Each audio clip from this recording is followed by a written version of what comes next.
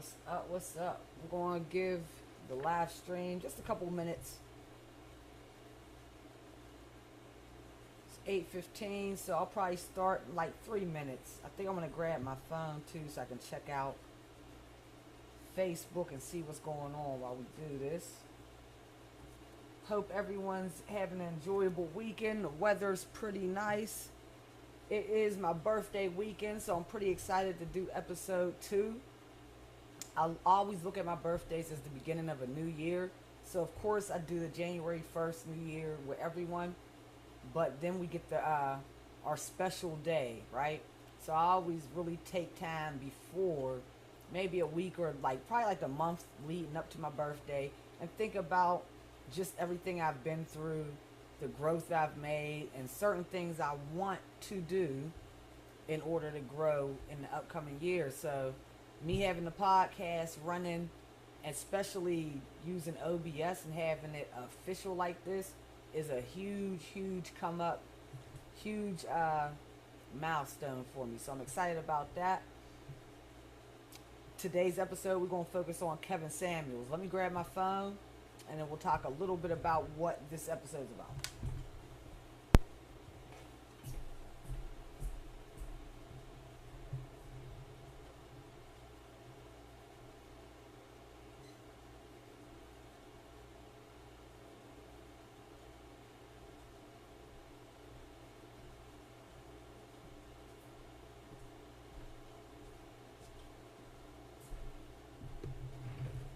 All right. So, turn this mic just up just a little bit. All right. So, Kevin Samuels, guys. The passing of Kevin Samuels, RIP. The passing of Kevin Samuels definitely took the whole world by storm. Uh, to say his content was controversial would definitely be a huge understatement. So when we speak about him, we can definitely say that he was sometimes aggressive, abrasive, and downright disrespectful to callers, mostly women that called into his show, right? So I can honestly say that through all of the aggressiveness, the abrasiveness, and everything else that a lot of people definitely did not like about the content, what Kevin Samuels did was he sparked a very important and I believe overdue conversation within our community. When I'm saying our community, I mean within the black community, right? This convo is based in the actual relationship between the black man and the black woman. So we're going to watch a couple clips. These clips aren't going to be your ordinary Kevin Samuels clips. These clips are going to show a little bit deeper of what his perspective was. A lot of times when we're looking at the perspective of someone, it's based upon their age, their experiences, and also like their generation. What age are they, right? So we're going to dive deeper into some of these clips and then we'll come back and discuss some of this. All right, let's go. First, let's get into the intro, though, of course. Let's get into it.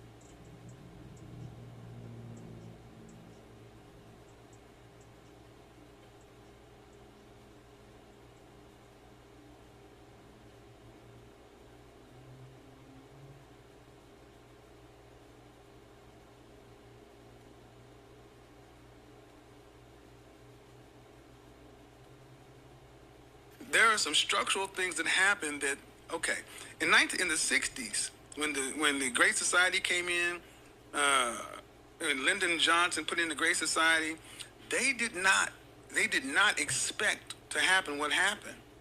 Go read the Moynihan Report and Moynihan Scissors. They did not expect to give government system the food stamps to the black community and for women to choose the check over the men. Over the men.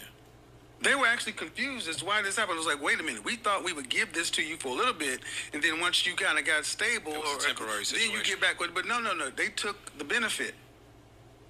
So is it the man's fault that you were locked out of unions, unable to get equal jobs and things like that? No, it's not their fault. It's your ultimate responsibility that you were not able to provide for a family you have, yet you can go look at it yourself. Prior to 1960, 65, we were married at a rate of 80%. Broke, Jim Crow, segregated, lynched, everything else. But we had us a community, we had HBCUs, we had churches, we stuck together. We had black business, we had black buses, this, that. But as soon as it came in, when the women were given a choice, far more chose this over the men. And that's the original quote unquote sin that we have yet to deal with in the black community. That makes black men feel some kind of way, and black women don't like to acknowledge the fact of that. I have a question.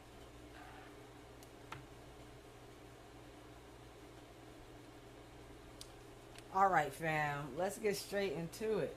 Now, the reason why I'm choosing to kind of go more so into Kevin Samuels' interviews is, for one, I love watching interviews. So I'll say I probably watched more interviews of Kevin Samuels than I've watched his actual content.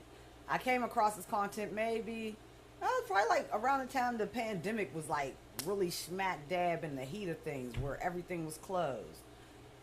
From there, I saw it. I pretty much brushed it off as rhetoric.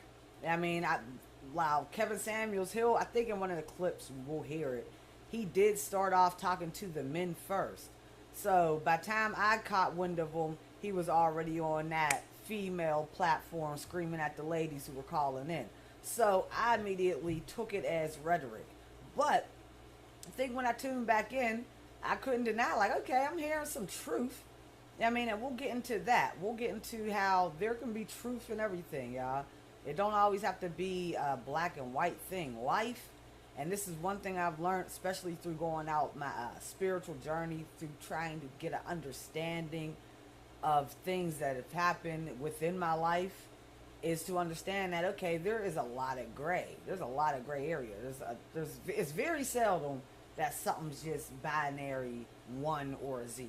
That shit's very seldom. There's always a lot of gray area. So we want to start to look at things more scientifically instead of just taking a stance off of you know what I mean? And I'm about to show y'all a bunch of 2-minute excerpt clips, but it's in the hopes that, or whatever it is, that not really in the hopes of this Kevin Samuels, in that you change your opinion on him, because like I said, everyone can have their own opinion. That's okay.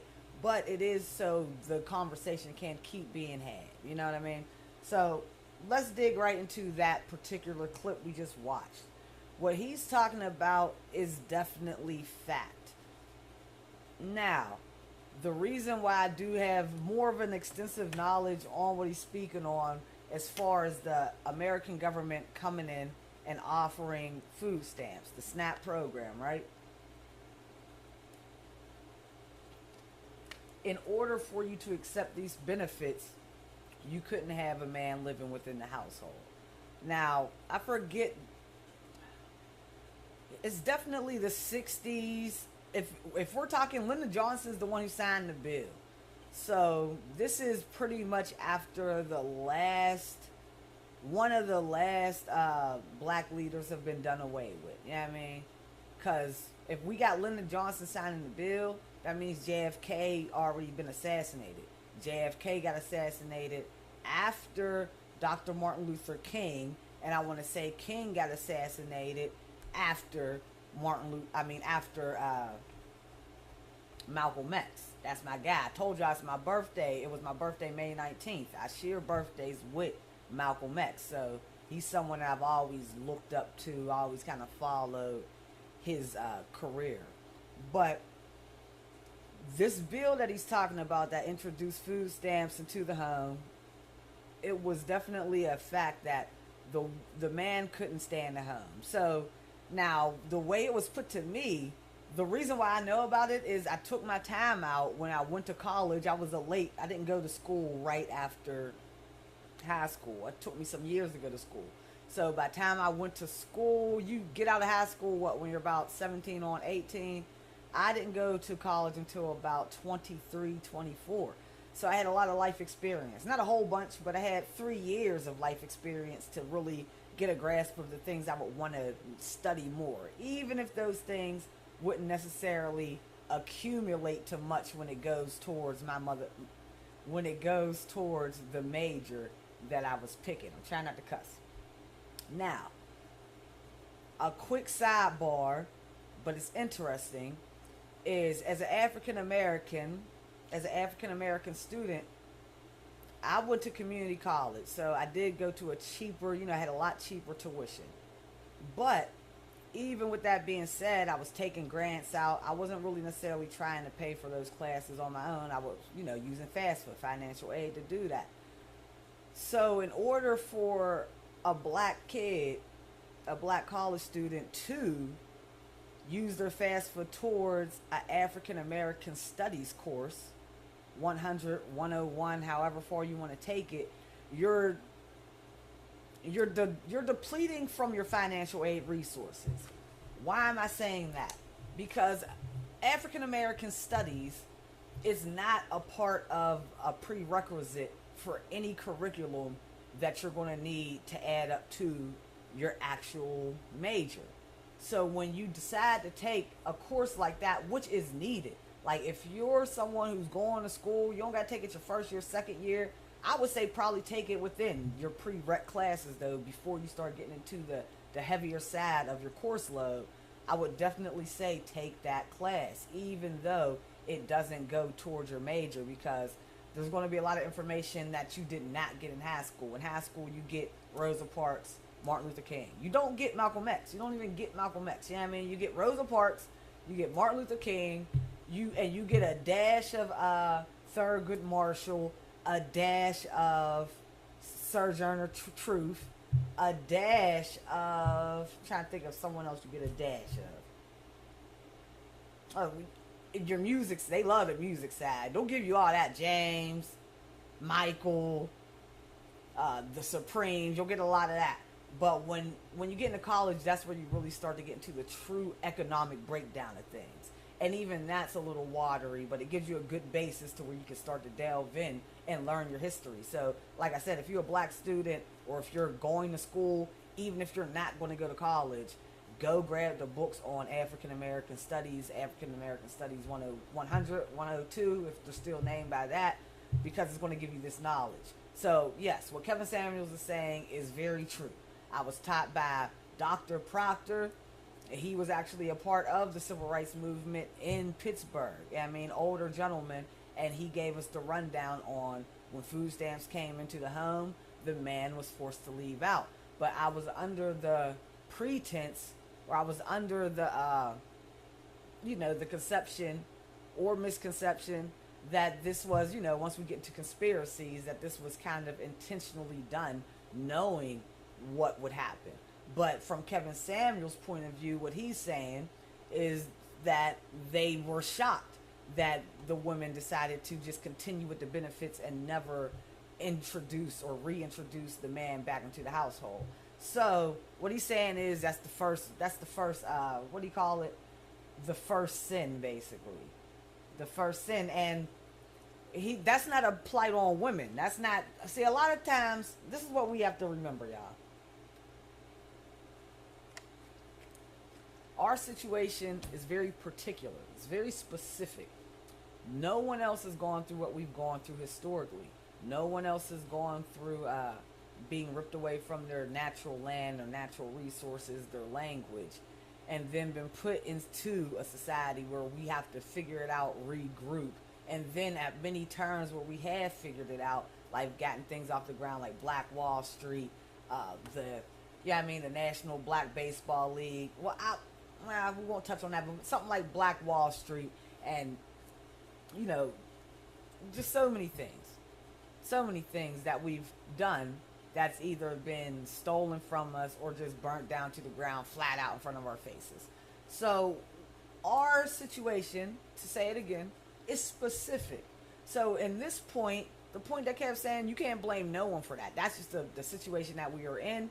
And as far as the black woman goes, it may have made sense financially. We were struggling. Like, damn, let me do this.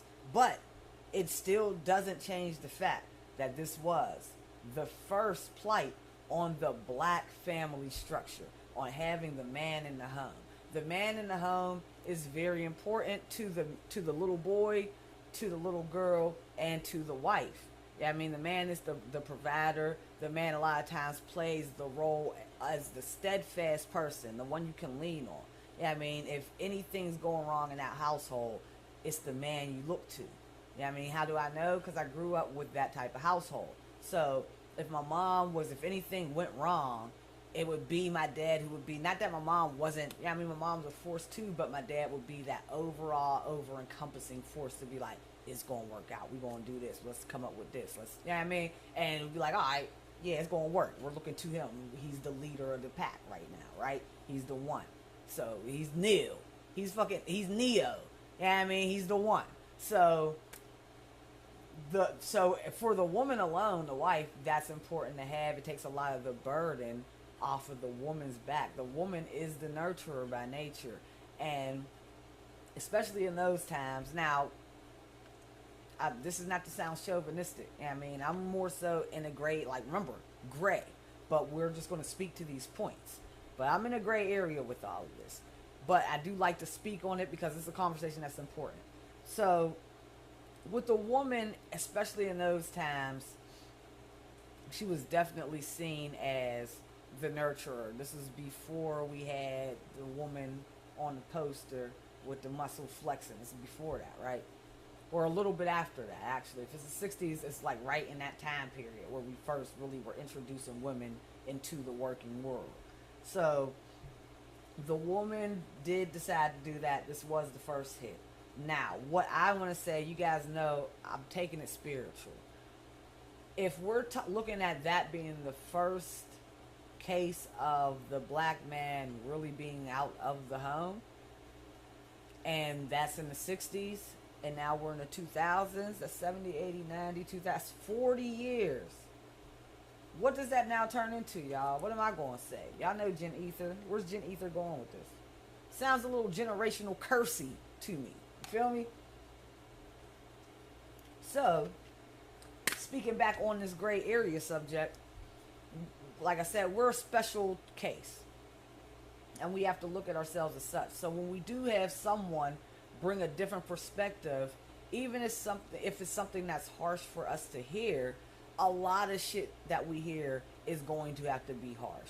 When I'm going through my own generational curses or breaking my own dogma in my, whatever that it may be, whether if it was the dogma of my spirituality or whatever I'm going through spiritually, I have to be willing to look at myself, the man in the mirror. You know what I mean? It really works. So I have to be willing to look at myself. So this is not saying everything Kevin Samuels ever said was correct. No. But what I will say is every perspective is needed. And we're going to keep going through these clips and get a better sense of where Kevin Samuels was coming from. Because personally, Kevin Samuels, I don't think was coming from a bad place. I think his content would make you believe, of course he is. But that's why we're going towards the interviews to see exactly what's going on. But basically, where we're at with it, with our special case, with the scenario that we've been put through, there are going to be a lot of things, family, a lot of things that we're going to have to hear, a lot of things we're going to have to suck up and be like, damn, as much as I don't like to hear that shit, that's the truth. You know what I mean? And then deal with it from there. Also, one thing I will say about the Kevin Samuels thing that was negative, and this is not just with Kevin Samuels, he speaks on it longer in these interviews. This is all taken from one interview with Joe Budden, so y'all can watch the full interview on Joe Budden's channel. But he speaks on it to where it is turning into a man versus woman thing. Like, I literally was just, because I'm watching Kevin Samuels content to do the research for this, I get into the shower, got my YouTube on, and another Kevin Samuel-esque type man comes on. You know what I mean? I'm in the algorithm now, right? And he's speaking his shit. And it's like, okay, if we got men coming at women, women coming at men, it needs to be more of a town hall type of situation. So that was one thing that I did enjoy about Kevin Samuels, is at least he had the women calling in. Don't just speak at your camera if you're going to do this. This is a one-off for me. I'm not going to be having episodes like this. I just wanted to speak on Kevin Samuels. But I did appreciate the fact that he did have women calling in. I mean, but we don't want this to turn into the black man versus the black woman showdown.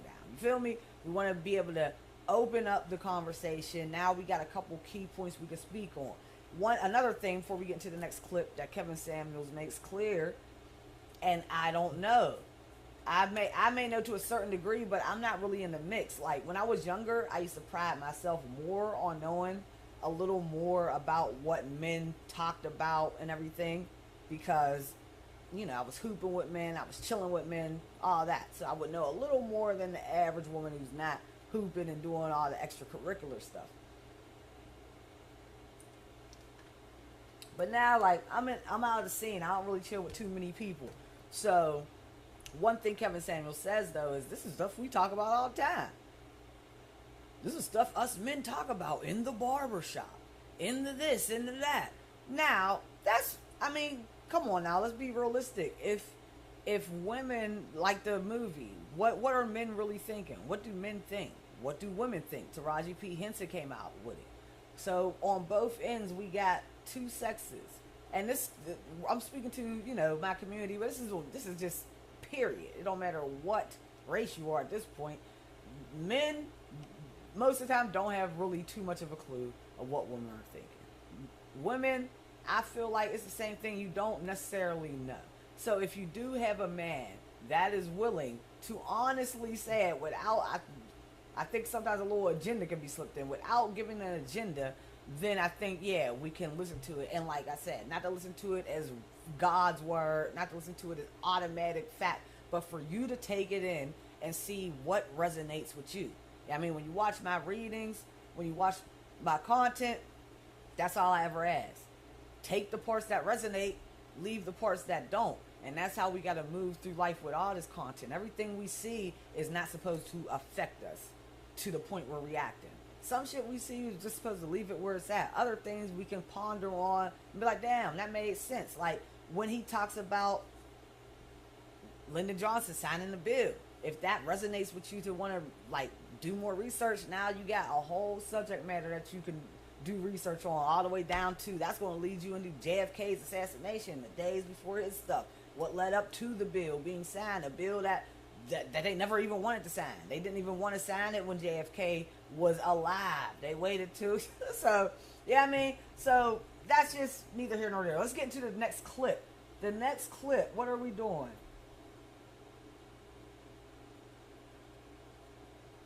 Okay, the next clip is important.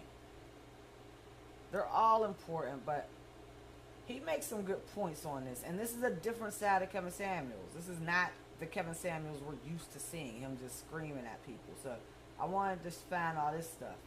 All right, let's get into it, y'all. There are some structural things that happen that, okay, in the 60s, when the Great Society came in, and Lyndon Johnson put in the Great Society, they did not expect to happen what happened. Go read the Moynihan Report and Moynihan Scissors. They did not. All right, here we go.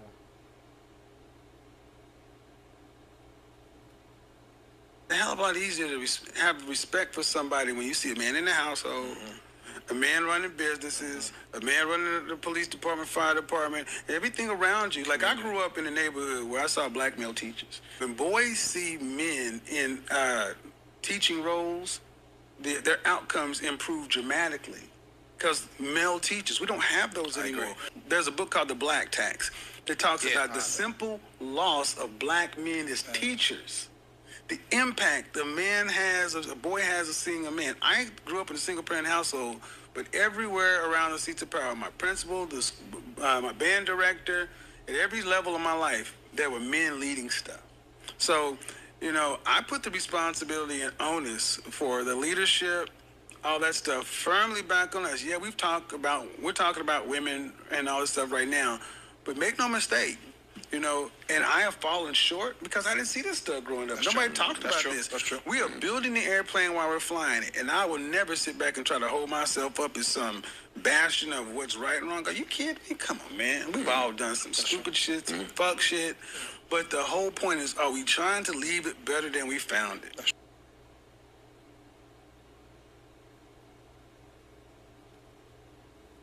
All right. All right, so right there, men teachers. This almost brings me to another very controversial person, Dr. Umar. He talks about the lack of men He talks about the lack of black teachers in the school district, but he definitely speaks on the lack of black men teachers. And what Kevin Samuels what he's saying is correct. Especially for black boys, this goes back to what I was saying about the fathers in the household. When a black child, a black young man, can see a black man in a position of power, in a position of authority, and I'm not talking about what they call it. I don't really believe in toxic masculinity, but what I'm saying is not a man who's just throwing his weight around just cause. But no, a guy who's really handling his business. He goes to work every day. He makes sure he pays the bills. He got this in order. You see him moving up. You see him setting goals, accomplishing goals. Yeah, that's something every child needs to see. So I definitely can agree with him just saying the lack of that has affected. Now, when we're getting into this talk, this goes back into me even saying that Kev used to even talk to women or men. Now, like I said, not a huge stan of Kevin Samuels, so I didn't watch much content. But at this point, he's letting you know that if he did do content for the men, speaking to them, and I believe he spoke to them just as harsh as he spoke to the women, this is just the science of how we got here. I mean, we take the black man out the home.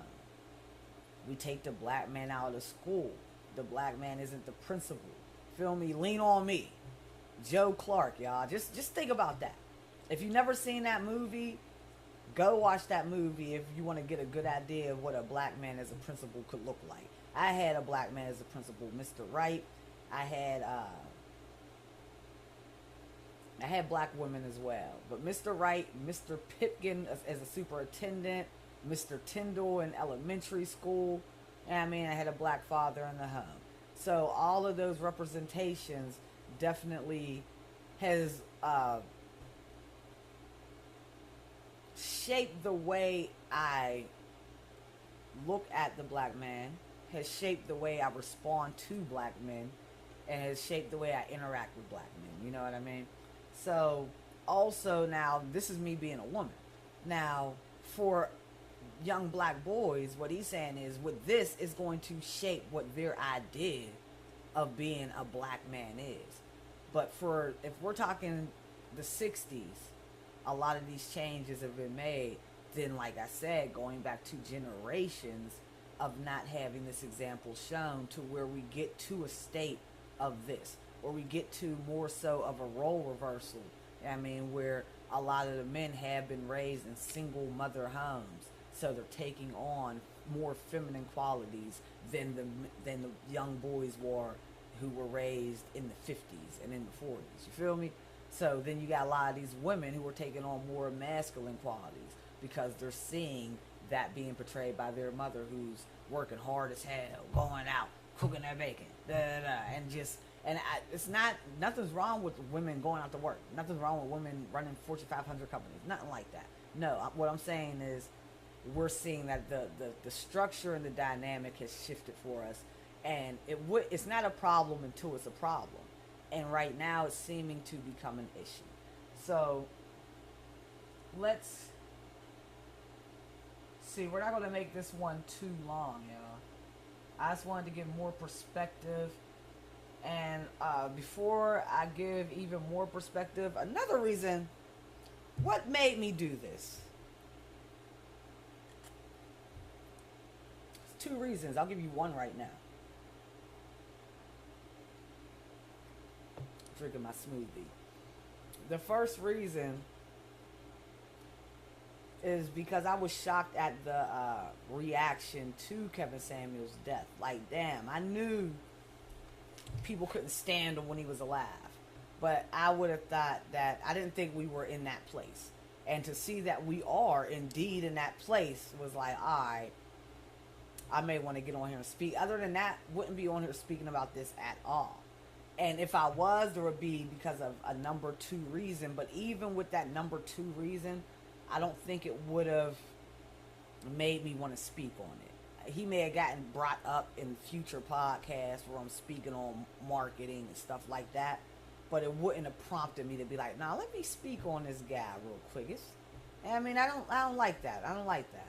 So we gotta watch how we treat people when they're here, and especially when they're gone, y'all. Always like, especially as us, we gotta watch how we treat each other, because we have to realize that, yeah, we think this is an internet game, but the way we treat each other, I don't care where it's at. If it's in the real world or if it's in the metaverse, it's only an example to show others how we expect them to treat us. If we treat each other like this, like shit to be thrown away, to be pooped on when they die, how do we expect to get treated? So let's just always keep that in mind, y'all. Let's be responsible with this. I know we're running away. We're happy that all of our voices can be heard at one time, and it's a great thing, but let's be responsible with it, y'all. I mean, even if you're not on here, like I'm on here more so creating content that I do expect to reach a decent amount of people, but even if you're just someone who feels like, oh, my words don't mean nothing, they do, yo. Your words do mean something. Alright, let's go.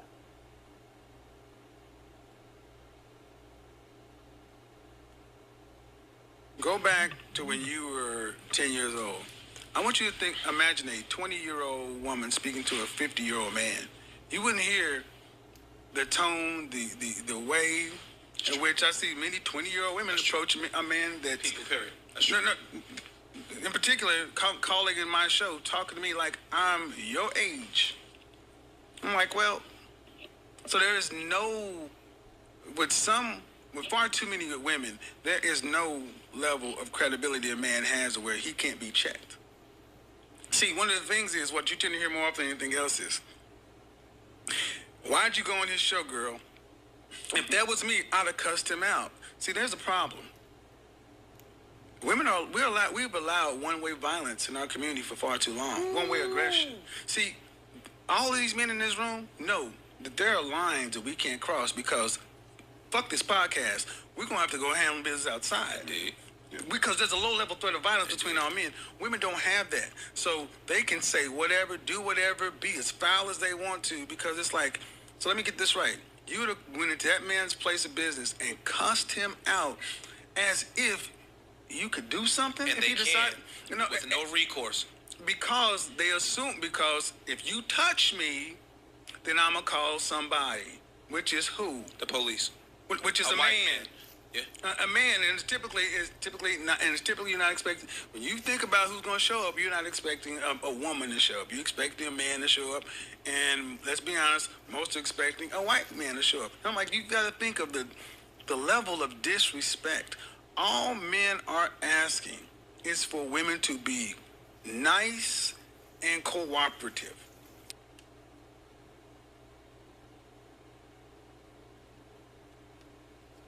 All right, this one, look, y'all, this one I'm not going to speak too much on. This clip is for the men who are going to watch this. For the men who are going to watch this, because I'm not a man, I have no idea. Is all you guys want is for women to be respectful? I can say there's clues to, yeah, that's probably a bit true. But we already know in the black community, you got to expect that, a little bit of that pop. But to my black women, I'll say there's a limit. We don't need to be disrespecting anyone unless they're, and really you don't need to disrespect anyone. I was going to say unless they're disrespecting you, But a lot of times, especially with maturity, what you learn is if someone's disrespecting you, you don't really fight back by disrespecting them back. You just get the hell away from the presence and make sure that you're never in the presence again to allow them to disrespect you. So that's why for me, when I look at just the whole phenomena of the Kevin Samuels platform, what he was doing was he was opening up his mouth, speaking what he wanted to speak. Women were calling in. Now, at the end of the day, I'm not going to exclude clout. You can never exclude clout from out of this. I understand that a lot of these women, for anyone, if you call into the Breakfast Club, you're going to be happy that you talked to Angela Yee, Charlamagne the God. Yeah, I mean, you're going to be happy. Whatever the topic is, you want to speak your piece on it. So a lot of these women just want it to be heard. Now, if you go and listen to Kevin Samuels, he's pretty mild-mannered, speaking type of dude. I mean, pretty mild-mannered with his tongue. A lot of these women would come on very disrespectful. And like he's saying, it's not, and this is the last clip we'll touch on why he has this perspective in the first place. But the very first thing he said was, what did he say? Go back 20 years and imagine, or go back to, some time in the past and imagine a 20-year-old speaking to a 50-year-old, imagine a 20-year-old woman speaking to a 50-year-old man disrespectfully. Now, this is not to say that a man can never be spoken to disrespectfully. I guess if a man touches you and you don't want to be touched, you can say, get your effing hands off of me and get the hell out of here. What he's saying is with his platform, because he said, no, like, they do this to me. What he's saying is there's younger women who aren't calling in, he's speaking to them aggressively, but they're calling in with the intent to be aggressive with them, to have that back and forth, which it works for real. At the end of the day, it's what built his content up. It's why we're watching. It's why I'm talking about it today. So I'm not bashing the women for doing it. I'm not bashing the men. What I'll say is it was never a good way to communicate. A man bashing some women on one end and then the women calling in to just bash the man, it was never effective. It was never going to be effective. But the thing that is effective is we're still talking about it. And I feel like there's better ways that we can take these conversation pieces and actually get somewhere with it. I feel like that's another reason why he started doing interviews. He did this interview. I think he did I don't think he did Breakfast Club. He wasn't on their radar just yet. But he did this interview. He did Vlad, and I believe that's why he started doing more, so he could kind of get a more well-rounded perspective than just him screaming at the damn women. Because it's, like I said, as far as, like, great for his content, great for his channel, that's what's going to happen. He's going to do numbers from that. But not effective when it comes to us really being able to talk about it and taking the ego out of the combo. But, yeah, to the men, what are you guys looking for? Be honest. We're going to have a lot of women, hopefully, even if we don't see it now, because I'm brand new to this episode too. But this is going to be something that's going to be viewed in the future. So make sure you put enough analytics so the women do know. Women, put down in the comments what you're looking for in a man so the men know. Let's open up the conversation and be honest so we can have a clear... And remember, y'all, I have no foot in this game. But as a member of the black community, I don't like to see us going at odds with each other. I don't like to see us always upset. So as far as, like, I have no skin in the game as far as I'm not looking for a man to be with. So this necessary conversation between a black man and a black woman doesn't necessarily affect me as much, but it does affect me if we're in turmoil. Yeah, I mean, it does affect me. It affects the whole. The black man and black woman can't be at odds with each other. All right?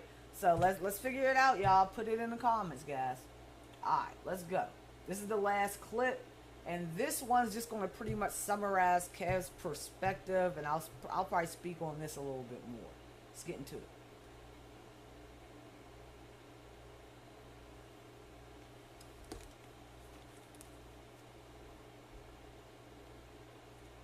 Generation X, we had the ball kicked out of our hand. We had Reaganomics, we had crack, then we had AIDS and all that other stuff.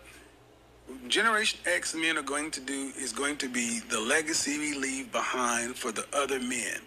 You know, we didn't get to have it the way we wanted. We didn't get to be the dads in the household that we didn't get a chance to say we wanted that stuff. We didn't get a chance. But we can choose to say, even though I couldn't have it that way, can I hand the baton off to the next group of men and give them something to run into so they don't have to keep reinventing this motherfucking wheel and doing it all over and over again and then having to vie for power with the women? No, no, no, no. If we're doing what we're supposed to be doing, let us build our power base, work together, build our economies, and then women have the opportunity to say, you know, if I want to work in that structure, or do I want to go work over on this structure? More often than not, history has shown women are really good with accepting when they can actually see men do something. Not just bump your gums, talk a good game, show your work. They say that. So.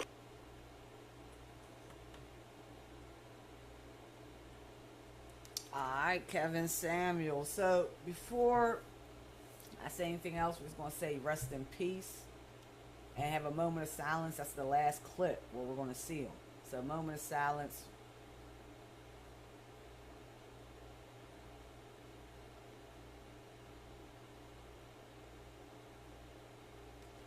Alright, this leads me into reason number 2 on why I probably would have spoke on Kev, but wouldn't have been urged to if the response to his death wouldn't have been so horrifying, to say the least. Alright. Kevin Samuels, Generation X. What'd he say? Let's get straight. Where are we? Okay. Reaganomics, crack, and AIDS. To name a few of the things that let's take him out of it. Name a few of the things that Generation X went through. I respect this generation. I enjoy this generation. Those are more of the negative things that Generation X got, but Generation X also really got they got to really live in the true combination of hip-hop. And y'all know that's what I do. So, not only did they have crack, AIDS, Reaganomics, they had hip-hop. They saw hip-hop transform from just the art and keeping the cultural aspect of it intact and transform into more of a gangster rap situation.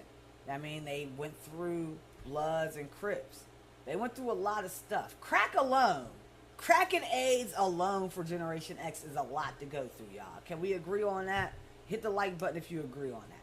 So, the thing that stood out to me most about Kevin Samuels, before all the rhetoric, before anything, was, who is this older gentleman who found a way to crack this YouTube code? Because you don't really see too many men his age who are popping on social media.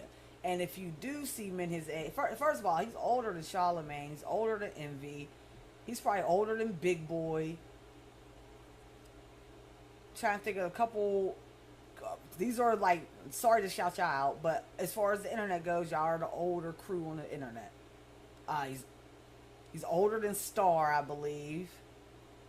So these are just some of the men some of the older gentlemen that have made it popular on the internet. All of these men I named have one thing in common. They work with big media corporations. They were already connected to a 105 Power or connected to some type of big radio station, and then as the internet, YouTube, and streaming picked up, they just took their shows and placed them on the internet.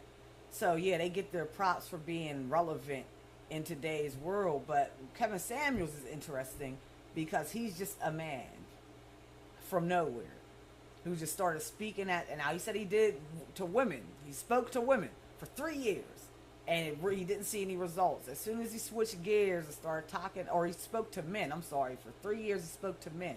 Then as soon as he switched gears, that's where he started seeing his results.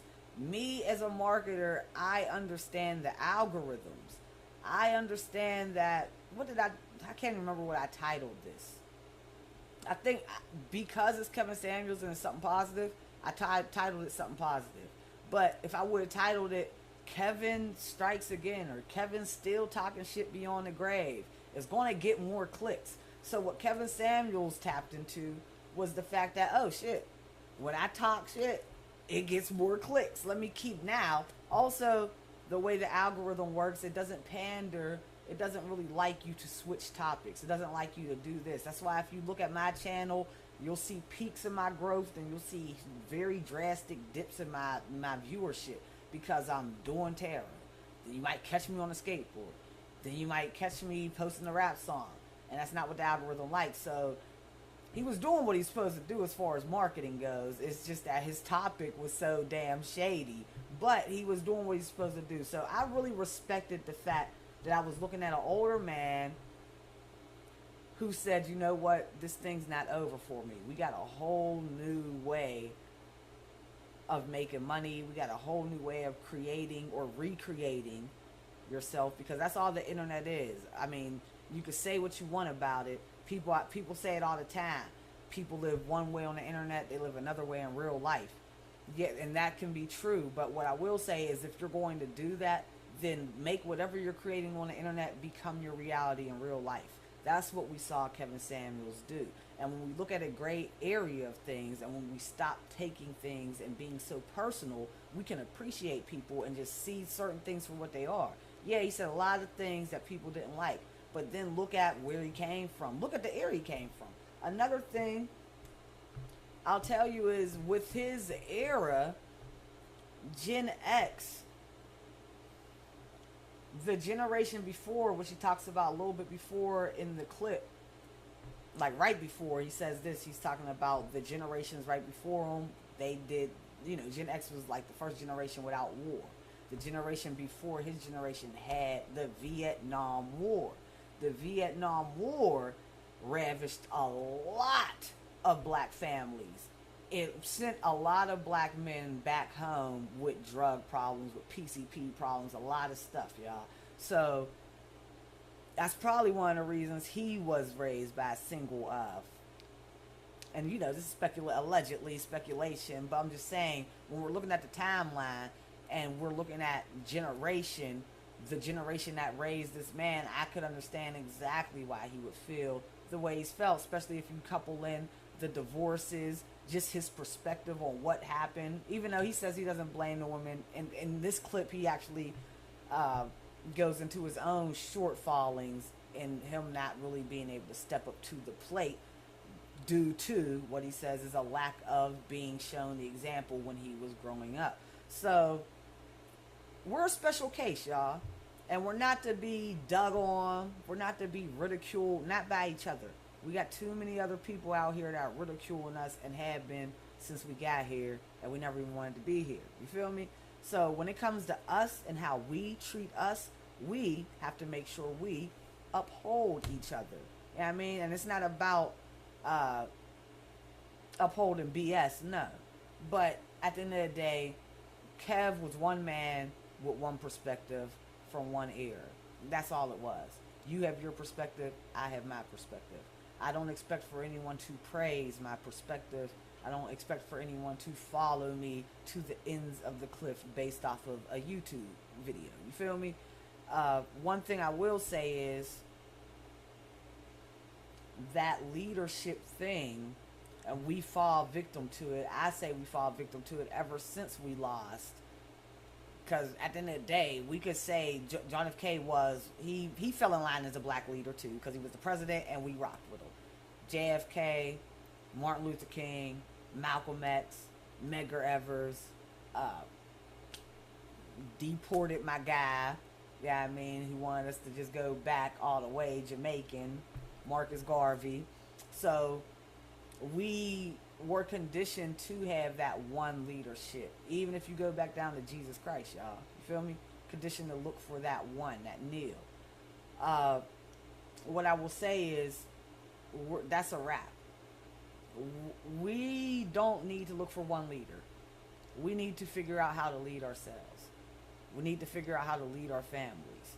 So that means when we have one man or one woman who comes on a computer screen with a perspective, there's no need to stone them because they're not your leader.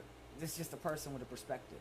And like I said, you take what resonates with you and leave what doesn't. But that's pretty much it. I just wanted to give a deeper perspective on where Kevin Samuels was coming from, and I wanted to show respect for his legacy and respect for everything that man was able to do in a very, very short period of time. When it comes to content creation, if you're someone that's creating content, go watch him, go study him. You'll see him go from his car into, and this is from me not watching him, y'all. This is small stuff that I was able to appreciate. I mean, just from not being bitter and looking for shit to just nitpick on. Just from like, oh, shit. Like, when I did see one of the old clips, I noticed, like, oh, he was in his car. I looked at the year, like, oh, this was 2 years ago. Oh, look at this office. Look at this suit. You feel me? Just didn't take long for me to just find something to appreciate. So, at the end of the day, let's change the way we view the world we live in. Let's change that negative perspective and start to kind of live more in a positive light. It'll make your life a lot more pleasant. It just is. It is what it is, y'all. So, one more time, big ups to Kevin Samuels for doing his thing. Gotta respect someone who goes out, speaks their piece, and don't care what no one thinks about it. So I respect that, and rest with God, rest in peace, rest with the angels. Your legacy is definitely going to live on. And while it's living on, we're going to see it transform, and hopefully it will do what I believe it was ultimately supposed to do, and that's just open up the conversation and really get men and women to discussing these things together, and not just one on this side of the fence, one on this side of the fence, button heads.